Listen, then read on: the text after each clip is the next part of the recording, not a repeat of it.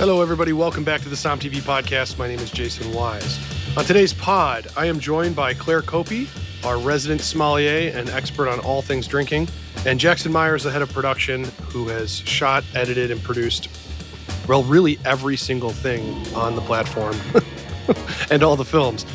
We just got back from the James Beard Awards, where, incredibly, and I'm still shocked about it, The Whole Animal won the James Beard against some big heavy hitters like Netflix and Vice Media and other things that were nominated. So we're pretty elated. We're going to have a conversation about The Whole Animal, and we're also going to talk about Aspen, of which we are covering here in like a few days.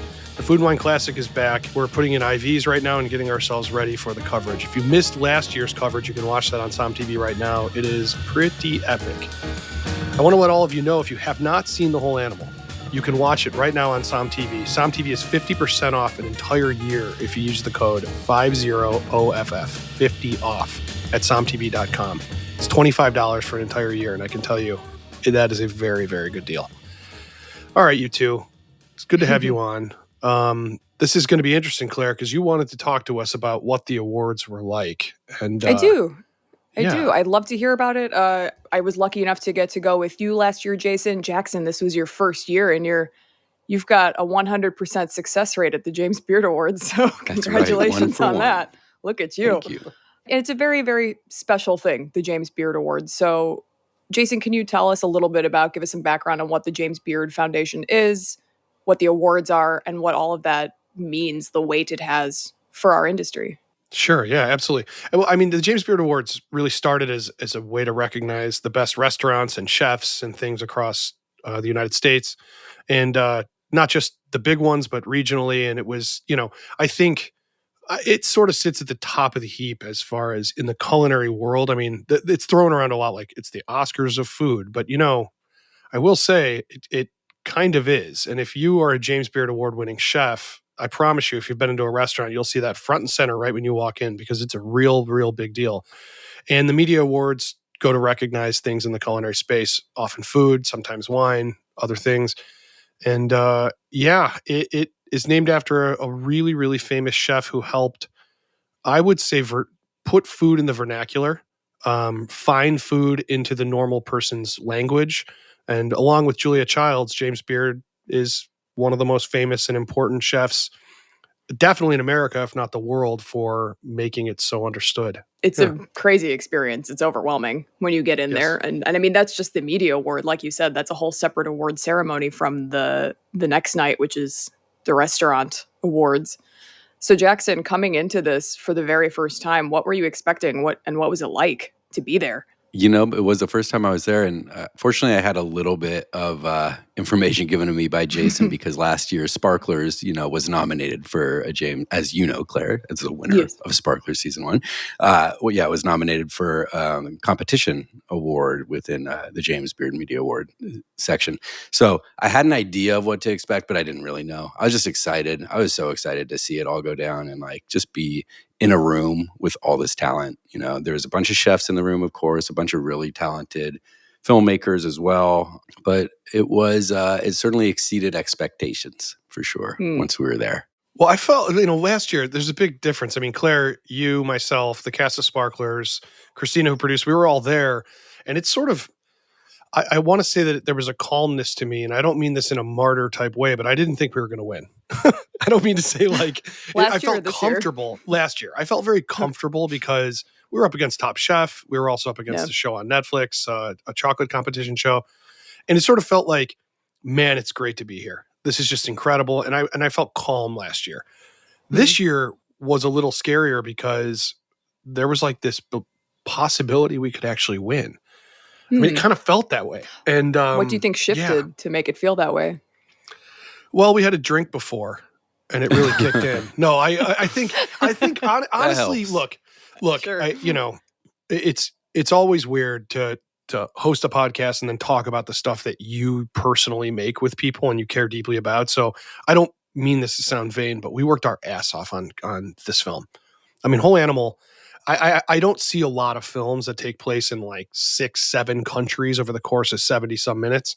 And, it was really hard, and there's a lot of stuff that's on the cutting room floor that was hard to make, and we had to make some tough choices. It's got a real score. The art in there is all done by hand. It was a labor of love, and so it kind of felt like that could pay off. I don't know. All the hard work that went into this damn thing sort of felt real at the awards. It kind of did. Right. And there were 3 finalists in the end, right? And so it was like, all right, we got a 33% shot of winning this thing. That's right. So those are not bad odds. Those are good odds. You were still up against some heavyweights, right? I should say. Last year we were up against Top Chef and Netflix, but you were up against Netflix again this year, and you won. And I do remember there being a moment last year where you started to see like this shift in the little guys. Like we saw a few awards being handed out to like smaller publications and smaller organizations and media presences. And it was like, is it possible that maybe things are starting to shift away from the huge platforms, and maybe some of these smaller platforms are getting recognized? So, I mean, huge props to Som TV and to what you two have built, that not only are you recognized and nominated, but you won a damn James Beard Award for this beautiful film. It feels good. I mean, but it also, like you said, this is a victory kind of, in a strange way, completely for Som TV. I mean, we made the film, but we made the film for Som TV. This is like one of our biggest, most important, probably the first pure original film we ever released to the platform. And I have to say, like, there is this weird thing with meat, and I've said it before in the podcast. Most people eat it. I totally respect people who don't, but most people eat it. But yet you don't want to talk about it. And I've said, like, it's kind of like sex in that way. It's like people are all having it, but if you talk about it, holy shit. And meat's kind of the same way.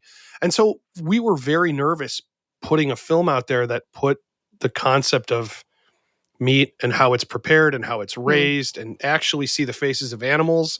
And then put that out there and see, like, look, are people going to be able to handle this topic and, try to present it in a way that is not negative, but not also, completely and totally propped up in a way that I think a lot of that topic is often done. And so, for that to be recognized, I think is a big thing for people's awareness of cooking and what's going on in the field and all of those things too. It's not just like, oh, we made a great film. It's like people are, I guess, ready to talk about this subject and ready to say, look, I understand that meat is connected to people. I understand these animals were alive. I understand all of the hard things to talk about when you just want to have a piece of bacon. And so that's a victory for that too, because I think there's this cliche that floats around all over the place that everyone's like, I want to know where my food came from. But then when you start talking about it, people are kind of like, all right, well, I didn't want to know that much about where I just wanted to know that, this farm team got my money. And it's like, well, that's different.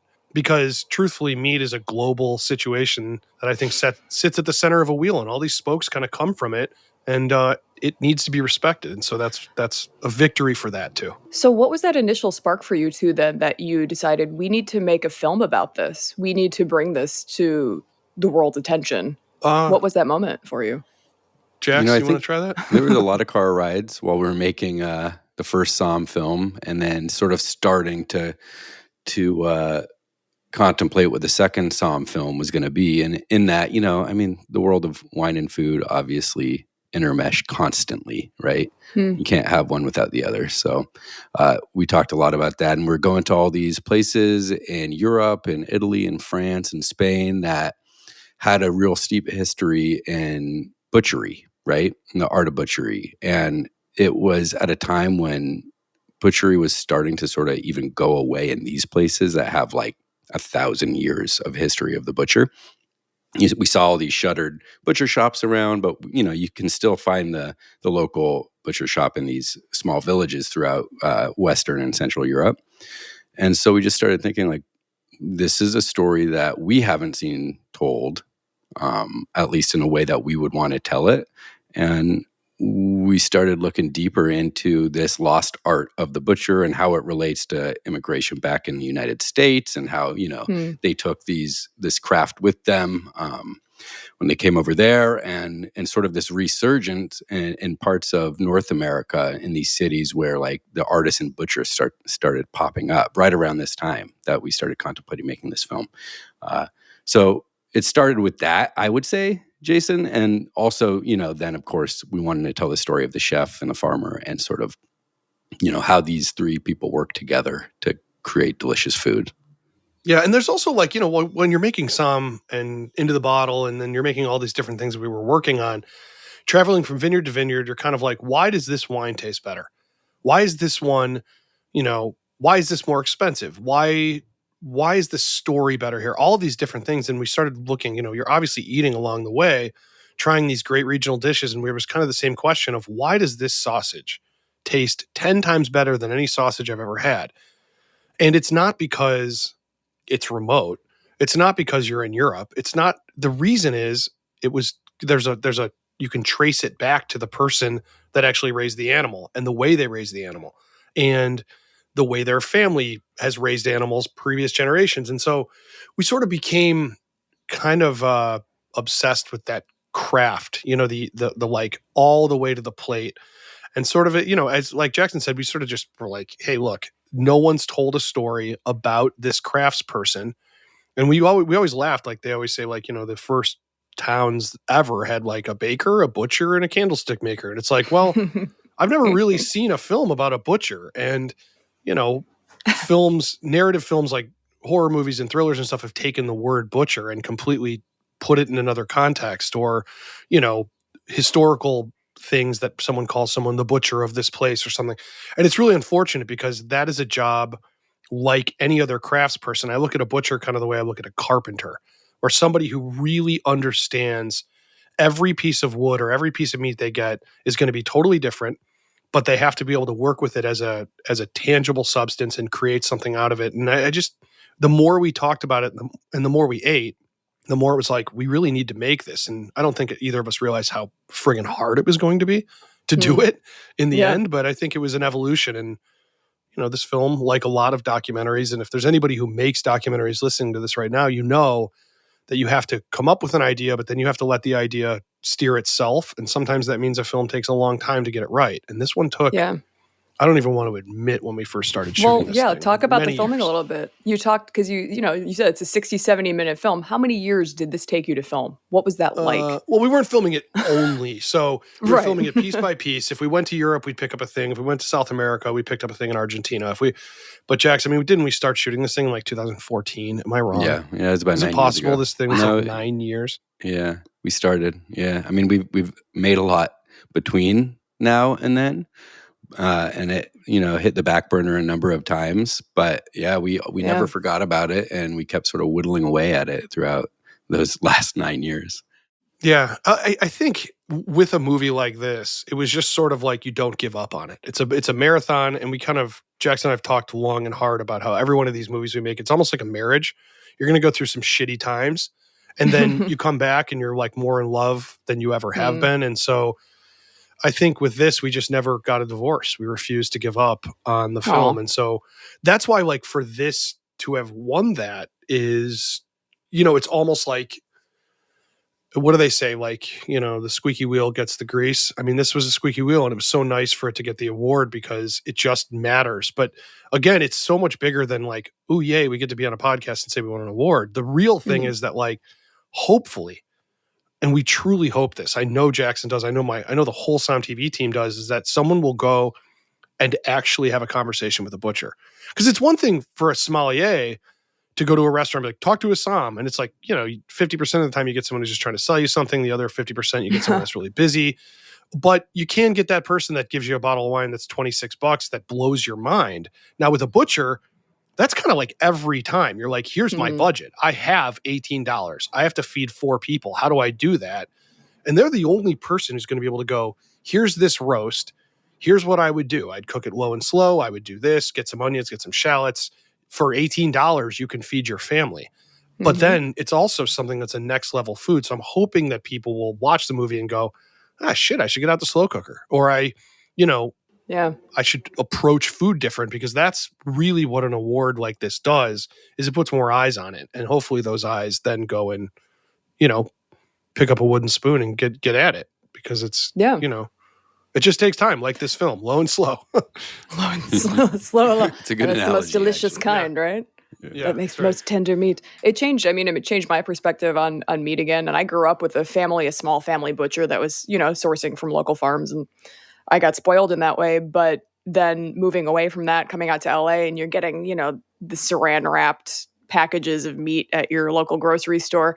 I'm just like, why am I doing this? It doesn't even taste as good. Like you said, when you get that piece of meat that's an animal that was happy, you can taste that it had a good life. And then getting to the butcher to also, I wanted to explore the unsung pieces of the animal as well. I think was a huge highlight for this film for me and for a friend of mine who like used to never eat pork, and then she watched the whole animal. She's like, well, maybe there's a way I can go about this and I can eat, like the ear dish, the crispy.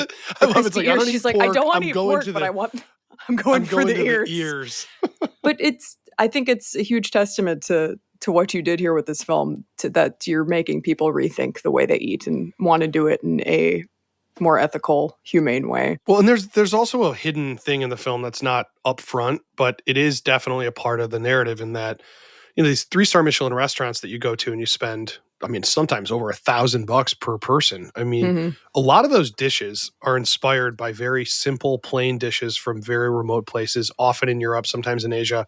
And these dishes were not created so that, somebody could be awed in a restaurant. They were created because someone had to figure out how to store food, or somebody had to figure out how to feed a lot of people with little, and they didn't waste anything.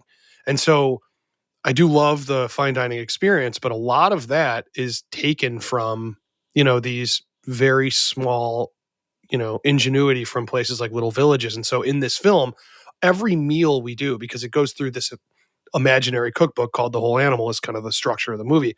And every time we go to another chapter, it's a dish or a place and the whole point of that is to show you that these things come from places that are not, 3-star Michelin restaurants. They come from a regional place that actually has a story. And so that's the whole goal with this. And hopefully that came across in the film. Jackson, what was the most delicious piece of meat you had while filming The Whole Animal? That's a tough question. That is definitely in line with picking your favorite child. But, top 3. Jackson's children are pieces of meat. This is good. They're delicious. They're not, but man, is it hard to pick a favorite here. When you film something like this, obviously, just like filming the Somm films, you're fortunate enough to get to taste some of the most delicious food, the most delicious wine in the world, when you're not necessarily worthy. So I'm going to put myself in that boat. Hey, no. But some of the food that we tasted that was just like, I will never forget. There's a few of them. One of them is, believe it or not, a sausage. And if there's a part in the pig section of this documentary where we're up in Limoges, which is sort of central France, maybe like 2 hours southwest of Paris. And we filmed with, this real no frills farmers and butchers. It was sort of an all-in-one here.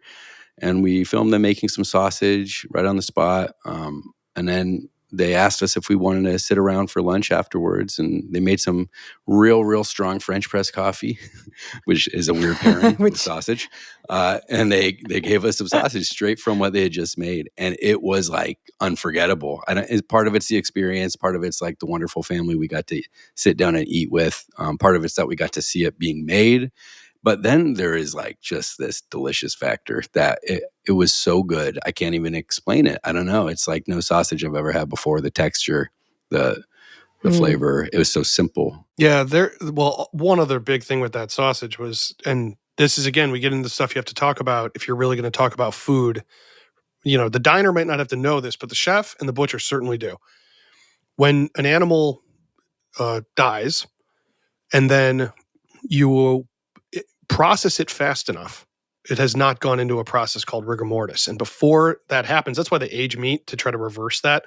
But before that sets in, you have something that can only be had within several hours of when an animal dies. And so the meat has to be processed right away, made into a sausage right away. And that, I think, was a big factor in why this is potentially, I think, the best sausage I've personally ever had. And I agree with you, Jackson. It was... Yeah, it was so good.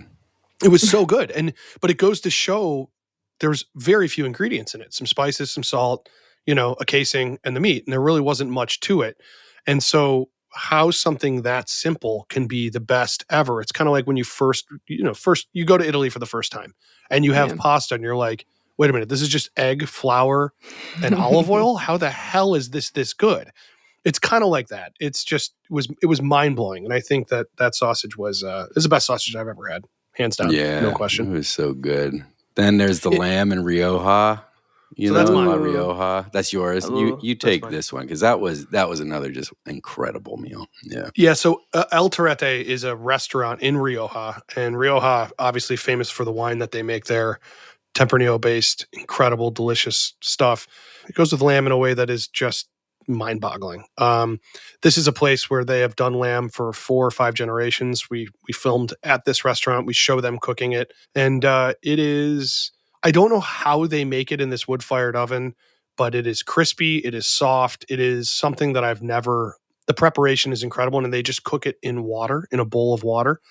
And if you are going to go to Europe and Rioja is within 5 hours of any place you're in, drive there, go to El Torrete. Make sure you get a reservation because it's not a fancy restaurant. It's just a small one. And they have a very limited amount of these lambs that they do every night. And it is just mind-bogglingly good. Not to mention their wine list is absurd. I think we were drinking Riojas from the 80s, like just no problem and totally affordable. It was, the oven too. That was. Do you remember that oven? It was so hard to. It's hard to describe, but it was so deep. They had a very special tool that they had to use to get the lamb, which was sitting on top of like that. Is basically almost a pie dish, right? Filled just halfway up with water, and then on top of that, so it wasn't submerged in the water, but on top of that sat the lamb. And then they took this. Yeah, exactly. Kind of, yeah. But at a very high heat. For a while. Well, they like built the whole restaurant around this oven because it's like in the guts of the restaurant. So like you walk in, I mean, I imagine that the oven, they built the walls around it almost because I don't know how you'd get it in. It was like a giant. This was like 13 generations, I think it went to. It might have been that much. Yeah, it might have been that much. We filmed a lot of the old pictures and stuff in the film, but that was, we argue constantly of where's the best lamb we've ever had. And I think it's like between very remote part of Patagonia and Chile that Jackson and I have had lamb, and then this. And I think that this may edge out the Chilean lamb by just we're talking about like half a yard here on the football field, but like. And that Kim Alter lamb, by the way, can't forget about that either. It was so damn good. And she was, she's a chef in San Francisco, and we filmed with her out actually in Sonoma for this one, but she presented it like 3 different ways to us. And I don't know. It was just so Those good. lamb croquettes that she made were tremendous. Yeah. That was really, really special. And she had that like herb brush she made. Remember, she had all these different herbs and she like turned them into a brush and she was just brushing the lamb as it cooked in butter with it. Oh man, it's good. Yeah, she runs Nightbird, another restaurant that people should go to in San Francisco. I think too, when you get into these like regional places that do these kinds of dishes, they're just unstoppable. But I just want to I'm going to kind of call out basically all of Argentina. That place, the rumors and the cliche that their meat is the best in the world is not a joke, man. I mean, Don Julio's a restaurant down there that if you've ever been to Buenos Aires, you've probably heard of. It may have produced the best steak I've ever had in my life. And these little chicharrones and all these other things that they did were just the sweetbreads. I mean, it was Argentina across the board was just one steak after another that was better and better and better and better, and I almost died while I was there from it. So it was incredible. Man, just truth be I true. feel really magnificent. Feel rotten for you both. You've just experienced It's a tough life. Terrible time making a beautiful film that earned you a very well-deserved award. Congrats again. Just everybody who contributed to the whole animal. I want to thank my mom who's listened all the way through this. And I do want to say the Flannerys, though. I want to just mention the Flannerys because I will say, we had a really great story that at least we thought it was great while we were making this documentary. And there was just something missing, though, from it. And I think the thing that was missing was sort of this generational pass down that, is an important thing when we're talking about lost arts and when we're talking about, recipes and cuisines like that. And I can't remember how Jason was introduced to them, but we ended up filming with Brian Flannery, who's just a renowned butcher in the Bay Area. Incredible, like the best dry aged meat you could possibly find. On the candidate for the best steak in the world, for real. They do. And when we filmed with him, and we first filmed with him back in 2014, right? And so his daughter was pretty young at the time. She was still working for him, but not sort of seriously yet. I don't even know if she was in an high adult. School. Yeah. But so a few years later, we were told that Brian's daughter Katie was working full time with them and sort of taking the reins of Flannery Meats. And so we got back in touch. Jason talked to them and convinced them that we needed to film with them one more time or a couple more times. And so we did. And we found this beautiful story of father and daughter sort of passing knowledge and just making some of the best meat on the West Coast together. And I think it put a pin in the project that was so necessary. It made it full for me, at least, that story of their sort of generational pass down. I'm a big sucker for the father-daughter story. I have daughters, Jackson, you have daughters as well. And This I is think true. that obviously, there's been a lot of that. The Rothschild film that we did on SOM TV is a father-daughter story. This was a father-daughter story. Cup of Salvation, which is coming, is a massive father-daughter story. It's something that I care deeply about. And by the way, I know many of you are waiting for Cup of Salvation who've listened this long. The New York Times article just came out that you should seek out because it blows the lid off of some of the things that we did, crazy things that we did in this movie. So I can finally say publicly that, that particular movie, I'm just going to jump topics here, Claire, if that's okay. Go for it. That particular movie, Cup of Salvation, the next SOM film, we filmed in Iran, and that's in the article. And it was very dangerous and wild. And we're going to do another podcast coming up about what we're allowed to tell you that we did. Try to keep the spoilers out, but you should check out the New York Times, an article that came out about cultural identity in wine, and it mostly focuses on SOM Cup of Salvation. So it's a long time coming, but that movie is coming for all of you who've been waiting so patiently. And it's worth waiting for sure. Yeah, it's a wild film. Claire, you actually have seen the movie, so. I have, and I can tell you it's worth waiting for. You want these kinds of things to be done right, and if they take a little more time for that, it's well worth the wait. Yes, for sure. Says the person starring in Ghost of Spring Mountain that I promise will also release someday. It'll happen. Should we talk about Aspen a little bit? Yeah, let's turn it over to Aspen.